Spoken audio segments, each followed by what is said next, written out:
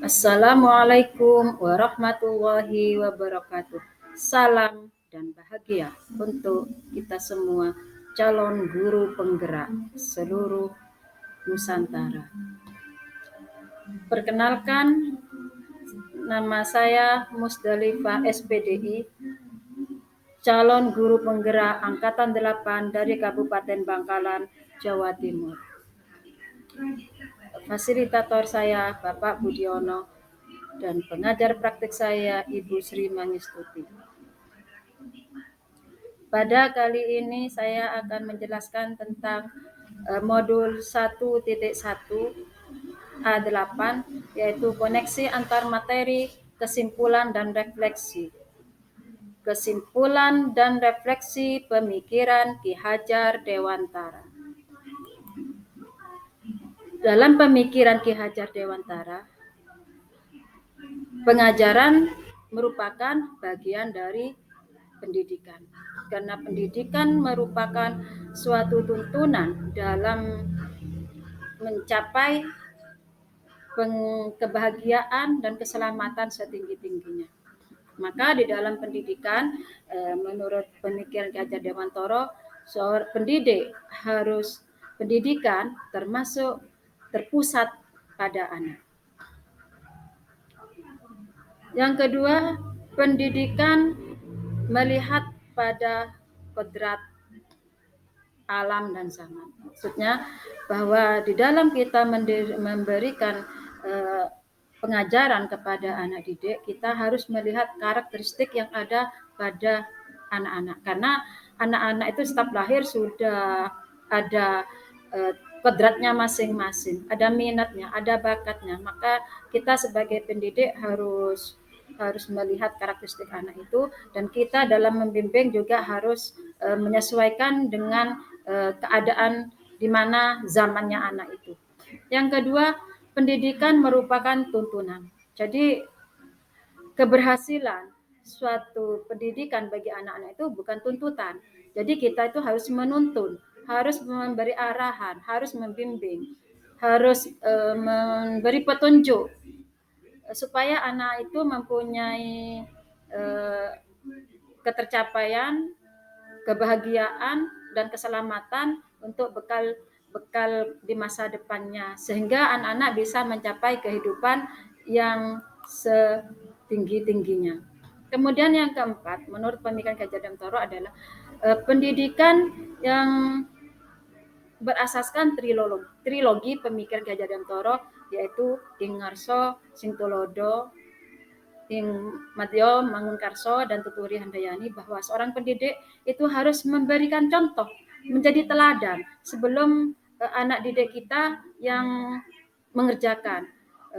Jadi setelah kita memberikan contoh, baru kita memberikan motivasi, memberikan semangat supaya anak didik yang tidak mempunyai keinginan untuk belajar, kita menyemangati. Dan yang ketiga, kita harus memberikan motivasi, dorongan supaya dia mampu, supaya dia itu mencapai apa keinginannya. Itu menurut saya tentang pemikiran Ki Hajar Dewantara. Kemudian dalam modul 1.1 ini ada 3 pertanyaan pemantik, yaitu 1, apa yang Anda percaya tentang murid dan pembelajaran di kelas sebelum Anda belajar tentang modul 1.1. Yang kedua, apa yang berubah dari pemikiran Anda setelah mempelajari modul ini? Yang ketiga, apa yang dapat Anda segera terapkan lebih baik agar kelas Anda mencerminkan pemikiran Ki Hajar Dewantara? Pertanyaan yang pertama, apa yang saya percaya tentang murid dan pembelajaran sebelum saya mempelajari modul 1.1? Jadi sebelum saya belajar modul ini, saya itu menerapkan pembelajaran itu terpusat pada saya, pada guru. Jadi saya yang menerangkan, anak-anak hanya mendengarkan. Yang kedua, dengan keadaan seperti itu, akhirnya anak-anak menjadi lesu, jenuh, sehingga dia tidak aktif untuk belajar. Yang ketiga, saya tidak mengetahui tentang karakteristik anak atau murid. Dalam memberikan materi, saya hanya beri tugas, apakah anak itu ingin bisa mengerjakan atau ingin belajar tentang ini, saya tidak mengetahui pada saat itu. Kemudian yang keempat, ketercapaian bagi saya itu kalau anak-anak itu nilainya tinggi dan melampaui dari batas KKM atau pas KKM. Yang kelima, bagi saya suatu pembelajaran itu berhasil atau tercapai bila suasana kelas itu tertib dan rapi. Itu pemikiran saya pada saat saya belum belajar modul 1.1. Kemudian pertanyaan kedua, apa yang berubah dari pemikiran Anda setelah mempelajari modul 1.1? Jadi setelah saya belajar modul 1.1 ini, saya yang saya lakukan, perubahan yang ada pada saya itu pembelajaran saya rubah. Jadi pembelajaran itu yang dominan itu atau terpusatkan pada murid. Sehingga saya sebagai guru hanya sebagai fasilitator, motivator, dan saya juga kalau anak tidak mengerti ya saya melayani murid. Itu setelah saya belajar modul 1.1. Kemudian dengan adanya pembelajaran terpusat pada murid itu lebih termotivasi, lebih aktif untuk belajar. Yang ketiga, saya lebih memahami karakteristik murid. Jadi misalnya anak-anak yang tidak mau belajar dengan cara ceramah, saya persilakan untuk belajar dengan sumber lain, misalnya buku atau mungkin internet. Kemudian yang keempat, dengan belajar seperti itu, akhirnya murid merasa senang dan nyaman dalam belajar. Jadi mereka tidak ada seakan-akan tidak tertekan, harus mengerjakan ini itu. Jadi anak-anak itu lebih senang keadaan seperti itu. Yang kelima, pembelajaran lebih terfokus dalam pencapaian psikomotor. Jadi anak-anak itu diharapkan lakunya yang lebih dahulu ketercapaian, tingkah lakunya, sehingga nanti akan menghasilkan budi pekerti yang kita harapkan, yaitu seperti pada profil pelajar Pancasila itu.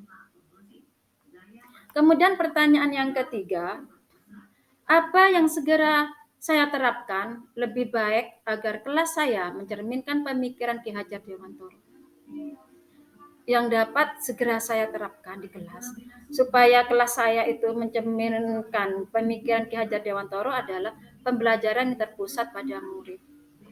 Karena dengan pembelajaran ini murid itu merasa lebih nyaman, lebih terfokuskan, lebih dihargai. Kemudian yang kedua, menjadikan murid saya merdeka belajar. Dengan cara saya tidak membuat anak-anak itu menurut saya. Jadi saya tanya, anak-anak mau belajar cara seperti apa? Apakah mau ibu yang berceramah? Atau anak-anak mau baca buku atau teks?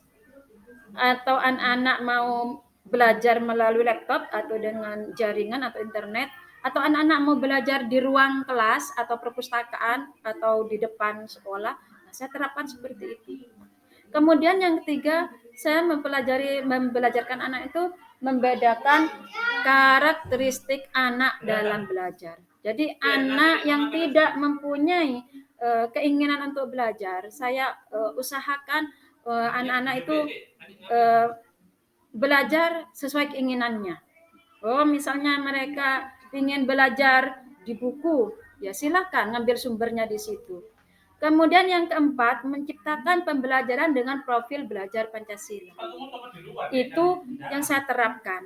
Jadi anak-anak dengan profil belajar Pancasila itu saya membuat anak-anak itu berpikir sendiri supaya mereka berkreatif dan mempunyai pemikiran bagaimana dia itu harus berbuat. Dan yang terutama yaitu tentang percaya dan takwa kepada Tuhan Yang Maha Esa. Itu yang pertama. Jadi harus supaya anak-anak bisa belajar seperti itu, saya terapkan dengan profil pelajar Pancasila. Kemudian yang kelima, saya menjadikan murid itu saya itu seperti pamong. pelayan. Saya itu pelayan bagi murid. Apa yang murid butuhkan, saya layani. Murid tidak bisa, saya ayomi, saya tuntun. Itu pelajaran yang bisa saya sampaikan sesuai dengan modul 1.1. Mudah-mudahan ini bisa bermanfaat bagi teman-teman yang lain, khususnya saya. Assalamualaikum warahmatullahi wabarakatuh.